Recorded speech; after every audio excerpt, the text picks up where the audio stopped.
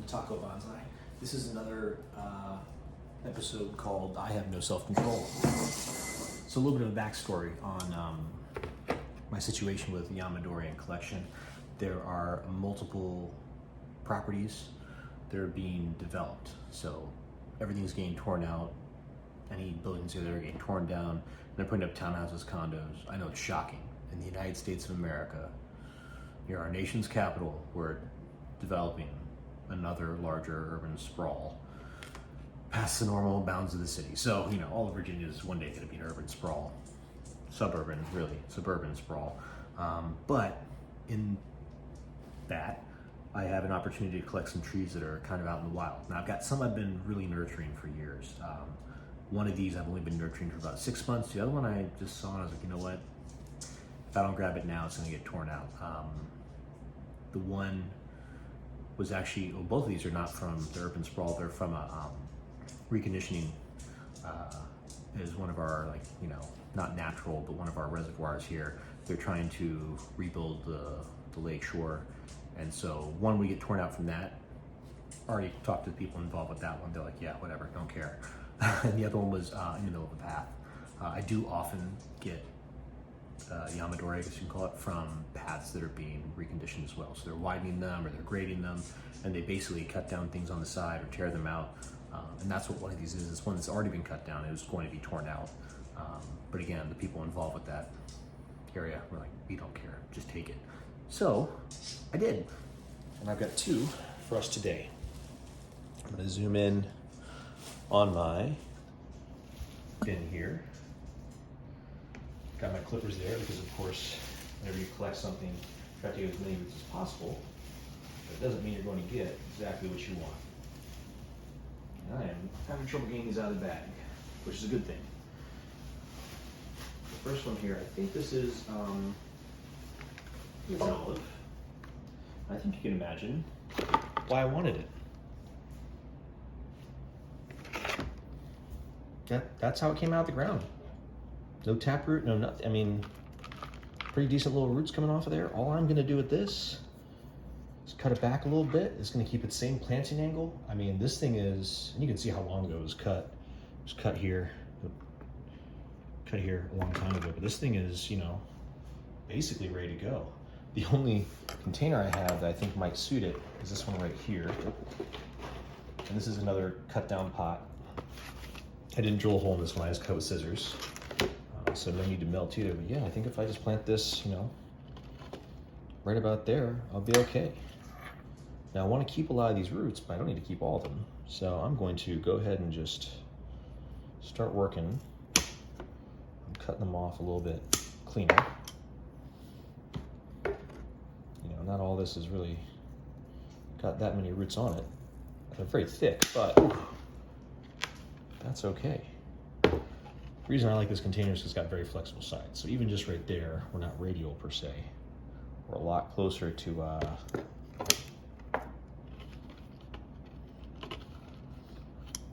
we want to be. So this got big hematodes on it, I think these are. Yeah, these are hematodes.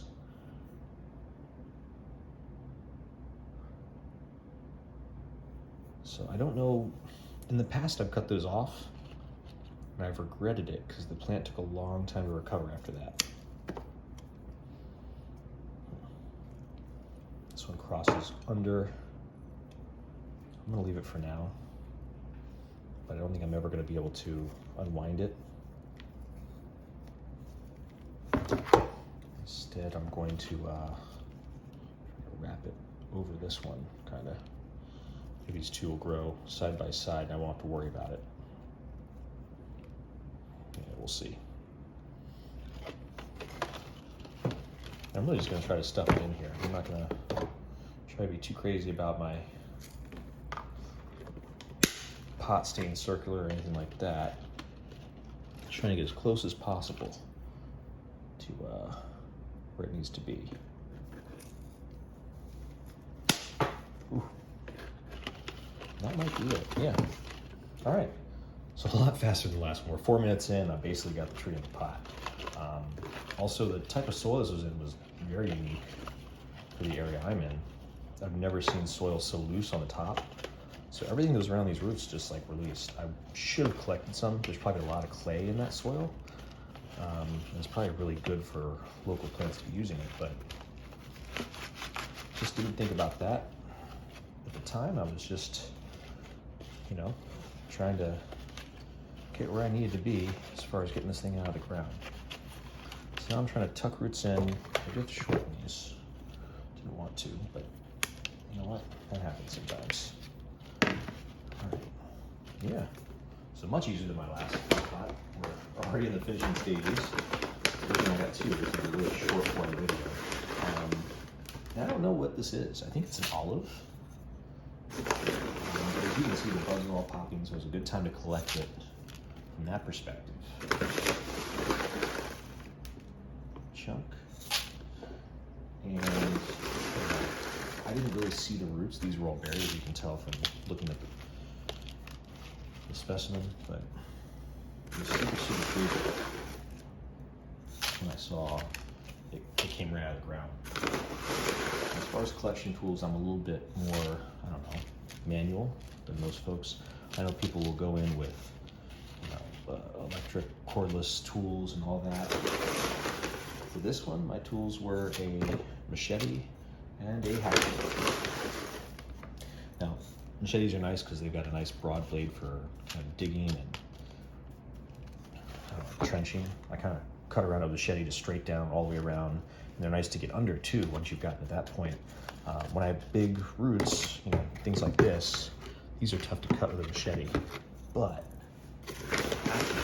right through those one swing. In fact, that's what happened here, just right through. So that was a really good result. My cat and my dog are currently playing, or rather my cat's playing with my dog, much to his dismay. You can hear him running away from her. Just play with her. Play with her. Nina, get him. Nina, get him. Let's see if I can get you guys a little view of this. Nina, get him.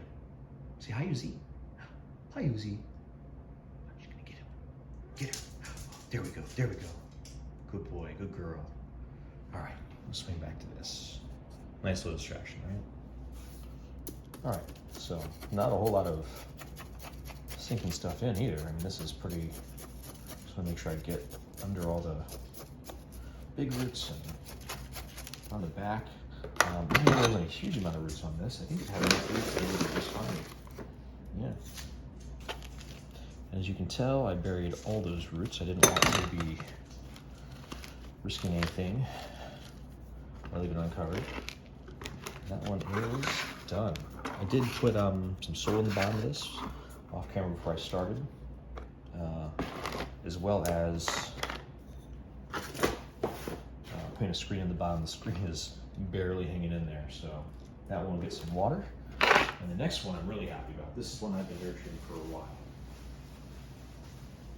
And it didn't come out perfect, but man, if this isn't fantastic. I am gonna have to, all right. Can you tell what it is? I'll lay it down so you can see. This is an oak. Look at that beautiful crackled bark. Oh man, I love it. So this one, I'm probably gonna be a little bit. I'm gonna be cutting off some of these roots, of course. I'm gonna cut up probably all the way to here, because I don't want most of this. It's probably gonna be planted like this. And I'll develop the tree up here. It's very likely I'll get some back budding.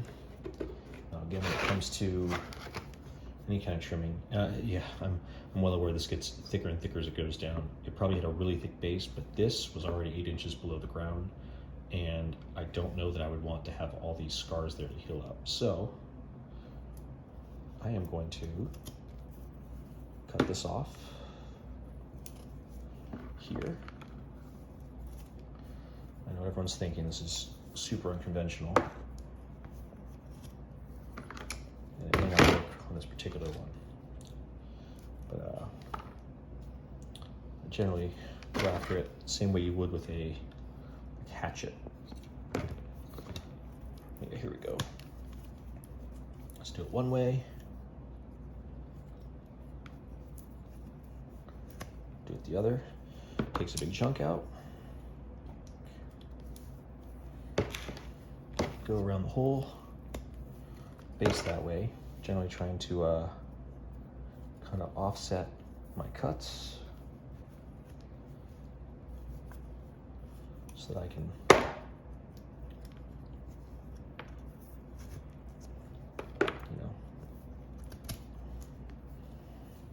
cut it off.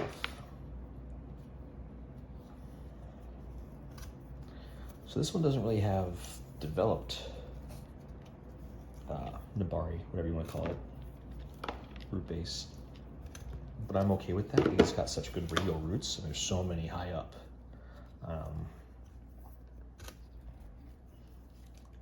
Again, I mean, I've collected this the best, but I'm kind of on a crunch for time often. Trees like this, because they will be torn out and thrown away if I don't get in there.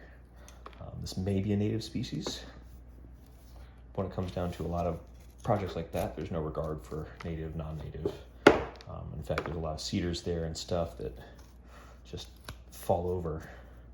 So when it comes to native species, it's not necessarily that there's not enough.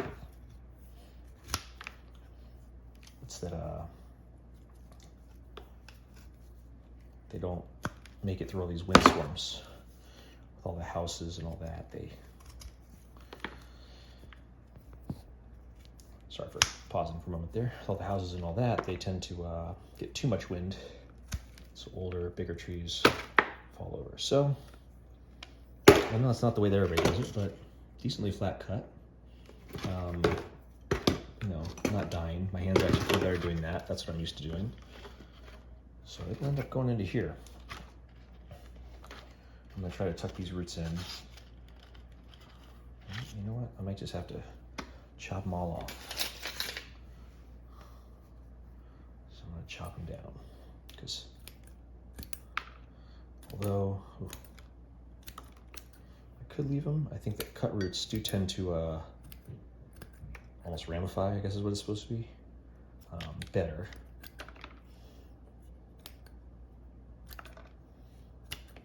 This one might be too big for that. And I'm cutting this a little bit smaller. See if I can nestle this in here. Almost.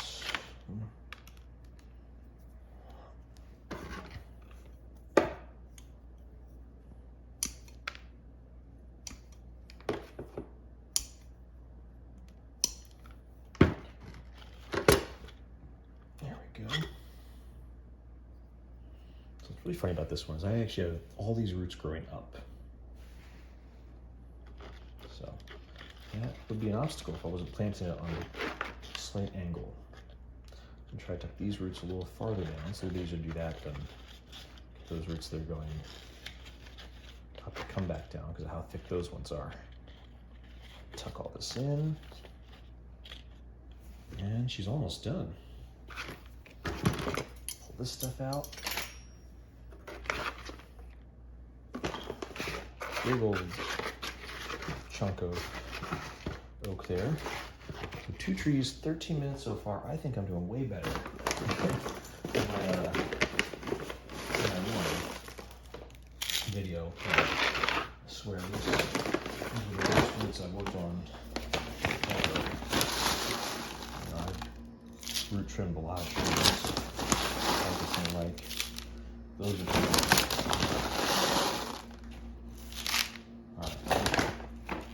you see my bonsai mix does change color a little bit near the bottom.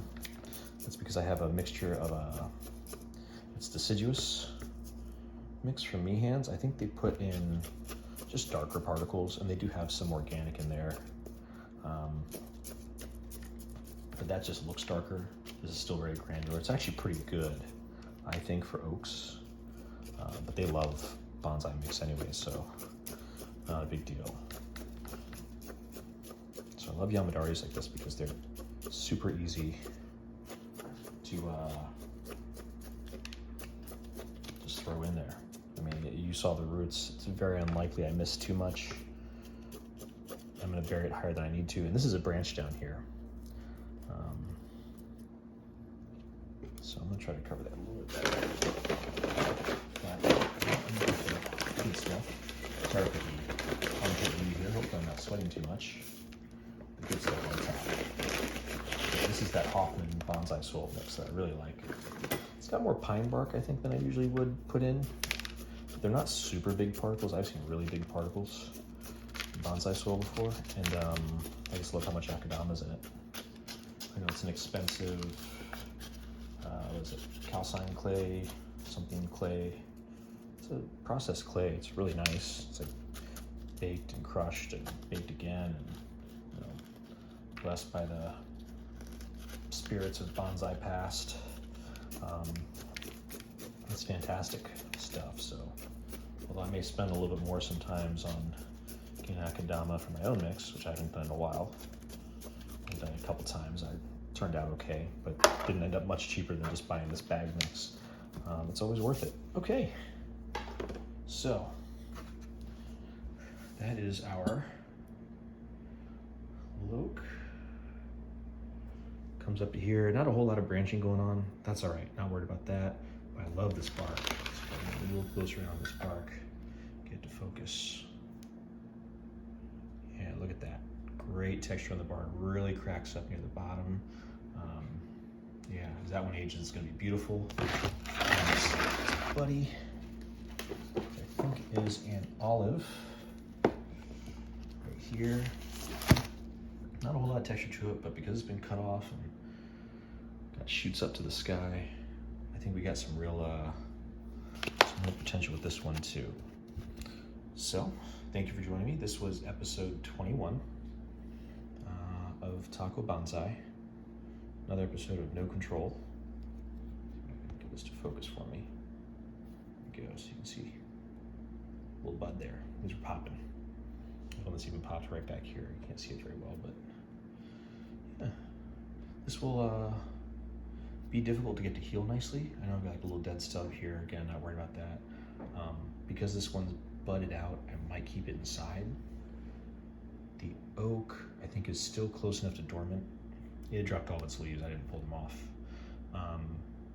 And again, that one's been cut back too. I don't know if you can see the top here. So that's already been cut back here. Let's see if I can get to focus again. Yeah, already been cut back. This may be a dead branch one day. This one that's coming straight at us, you know, whatever, right? Do what you can. This one's coming up, but yeah, it's got plenty of life in it. It's got a decent amount of roots. I think they're both gonna be beautiful, beautiful bonsais one day. And I do love the movement in this trunk. It's subtle up top, but I like that. And this little swell, this little belly here, especially when I get the base uncovered, oof, I think that's gonna be great. Episode 21 of Taco Bonsai. 2 Yamadoris, less than 20 minutes. Pretty good, right?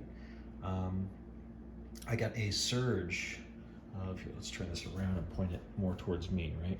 Let's see if we can do this. There we go. All right. Got a surge of new followers. I think I've got 18 now. That may not sound like very much. I'm at 21 episodes, 18 followers, fine. I did find out a couple of my friends said they follow me, but it doesn't tell me who all my followers are, only when they're creators. But yeah, everyone's been great. I want to apologize to anyone I missed your comment on videos. For some reason, my app is not giving me notifications. It's funny, but I'm trying to go through and make sure I get them all. Of course, one of the best suggestions that everyone had was from Xavier to work on editing. The one repotting that I did, episodes 16 through 18, I stepped away, came back, stepped away, came back. I don't know how to cut those out yet, so I'm gonna do some research. If anybody's got any recommendations for a good video editing software, I'm working on an iPhone. I don't have the ability to transfer from an iPhone to my laptop because it's not Mac, or if I do, I don't know how.